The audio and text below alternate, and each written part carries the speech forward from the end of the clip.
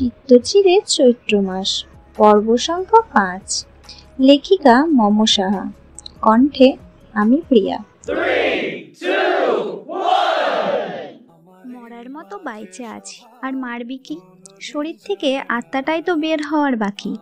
বেইমান ভরা দুনিয়ায় সব আঘাতে ভরপুর, যে যার মতন আঘাত দিচ্ছে পারছে যতদূর। গিটারের শব্দটা থামলো। পরিবেশে তখনও অভিযোগের সুরগুলো ভেসে বেড়াচ্ছে। অভিযোগ করা মানুষটা নিশ্চুপ, নিরুত্তর। মধ্যরাতে শোষো করা বাতাসের কারণে মাঝে মাঝে গানের তাল কেটেছিল, কিন্তু অভিযোগের ঝুড়ি হালকা হয়নি। অভিযোগগুলো বেশ শক্তপোক্ত কিনা। ফোনের স্ক্রিনে ছোট মেসেজ আসতেই কালো আধারিয়া স্ক্রিনটাতে আলো জ্বলে উঠল। তত প্রয়োজনীয় বার্তা না, ইন্টারনেট প্যাকেজের মেসেজ।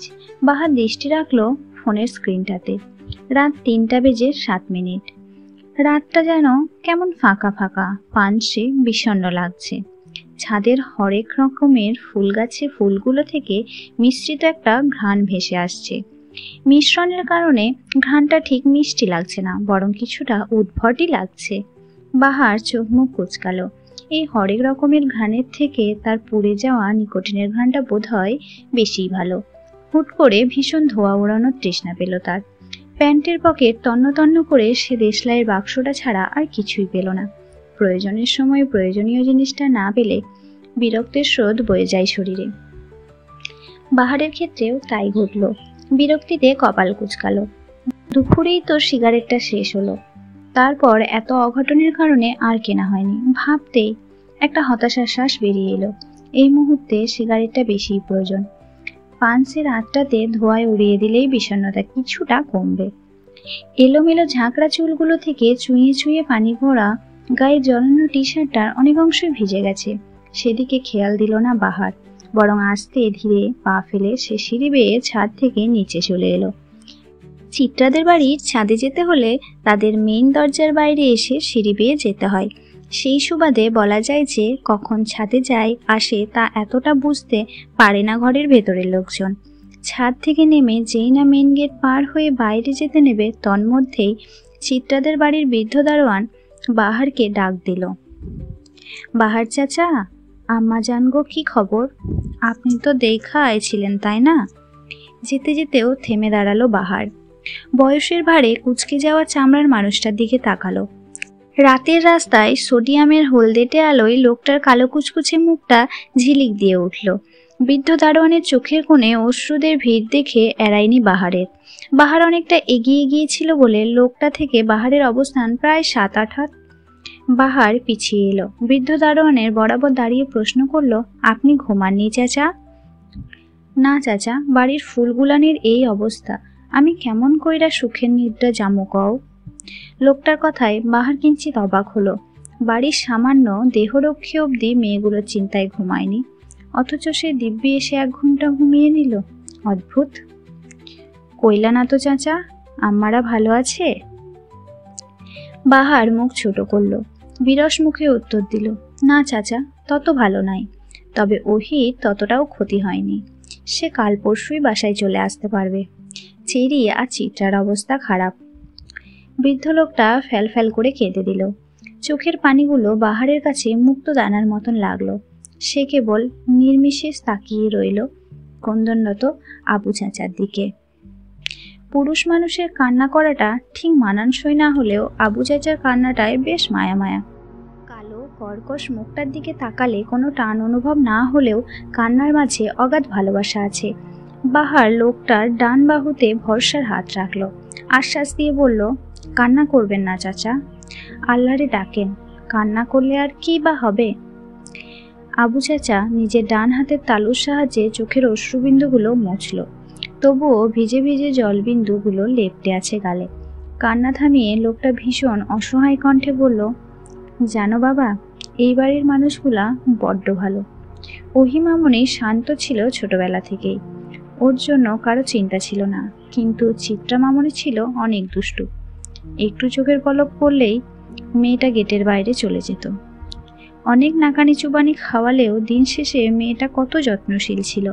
আর চেরি মামনিরে তো তুমি দেখলাই, ওগো এত বিপদ হইব ভাবি নাই। সবে পাপের ফল বুঝলা।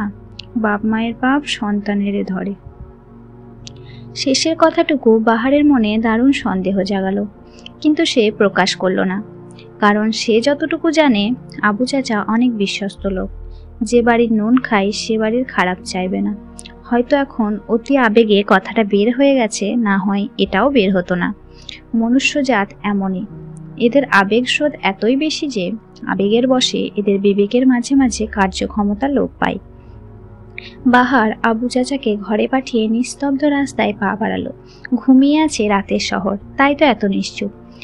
চিত্রাদের রাজধানীর নাম করা প্রাইভেট হসপিটালে ট্রান্সফার করা হয় নুরুল সওদাগরের হম্বিতম্বিতে। কোনো মতেই সে এই সরকারি হাসপাতালে মেয়েদের রাখবেন না। ভালো চিকিৎসা পেতে হলে তার মতে প্রাইভেট হসপিটালের বিকল্প নেই। বাহারের তখন এসব জিনিসগুলো একটু বেশি বেশি মনে হয়েছিল। যে বাবার মেয়ের বাঁচা মরা নিয়ে ভাবনা নেই, তার হসপিটালের পরিবেশ নিয়ে ভাবনাটা নেহাতি হাস্যকর মনে হলো।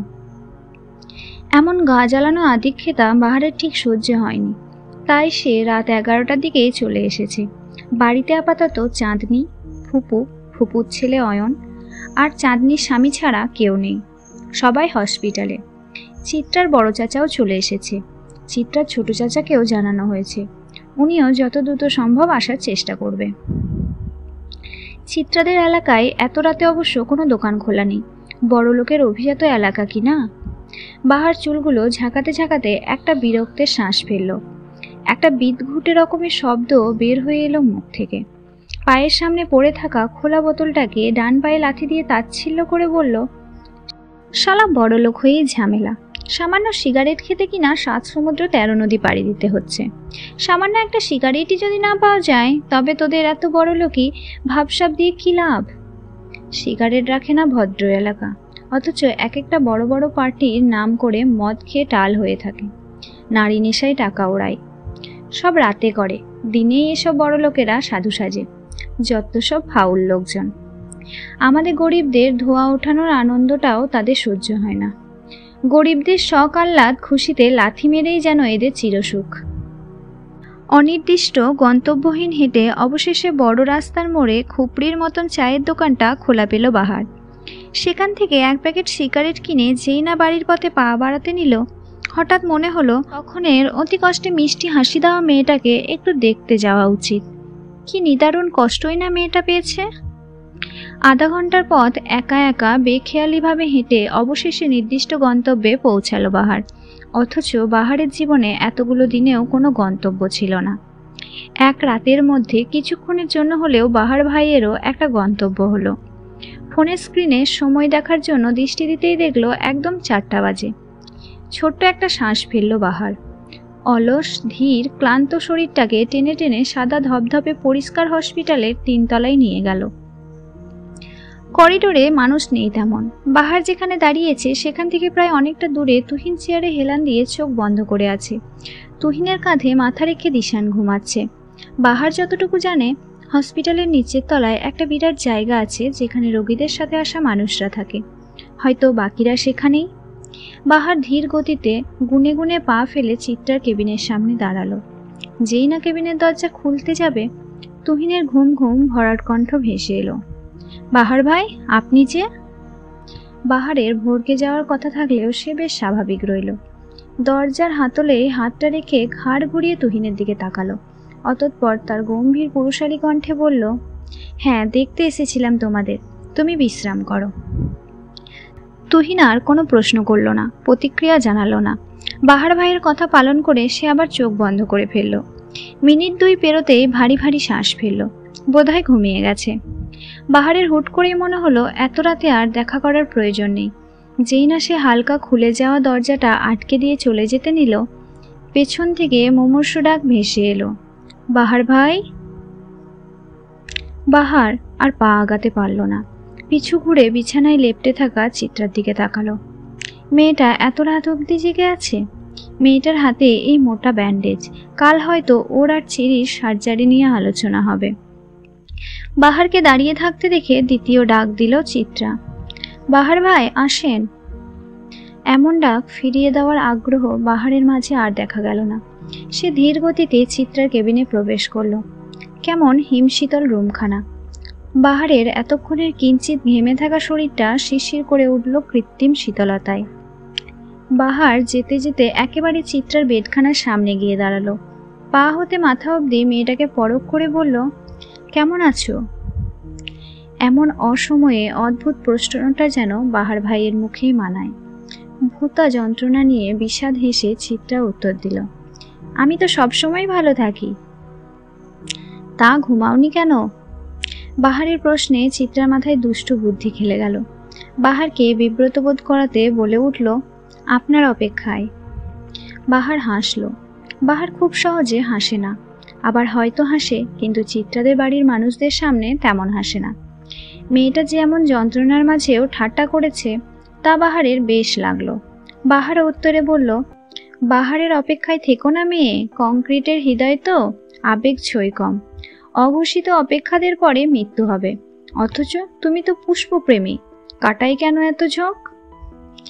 মিষ্টতা নিতে না হয় একটু আধটু কাটার ঘা হলোই, এতে যদি আস্ত একটা বাহার ভাই পাই তাতে ক্ষতি কি? বাহার কিন্তু পুড়িয়ে দিতেই জানে কেবল। কতটা পুড়ায় বাহার ভাই? সিগারেটের মতন, নাকি তার চেয়েও বেশি? বাহ, আজ মেয়েটা কথায় যে তার বুদ্ধি করেছে বোধহয়। বাহার চিত্রার অসুস্থতার জীর্ণ শীর্ণ হয়ে যাওয়া মুখটার দিকে তাকালো।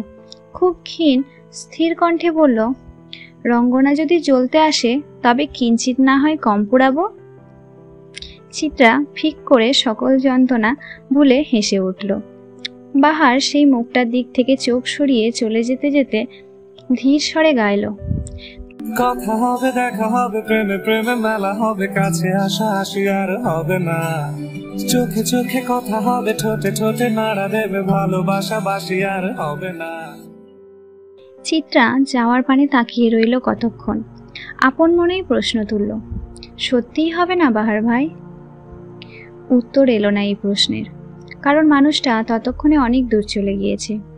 বয়ঃসন্ধির রঙ্গনার চোখ ঝাপসা করে জল এলো, ঠোঁট ফুলিয়ে বলল, আমি ভালো নেই বাহার ভাই, ভালো নেই আমি। আরও একটা দিন হলো হাজারো আশঙ্কা নিয়ে। চেরির অবস্থা খারাপ থেকে খারাপের দিকে যাচ্ছে। চিত্রারও তেমন হুঁশ নেই। গতকালও মেয়েটা যতটুকু ভালো ছিল আজ তার একাংশও ভালো নেই।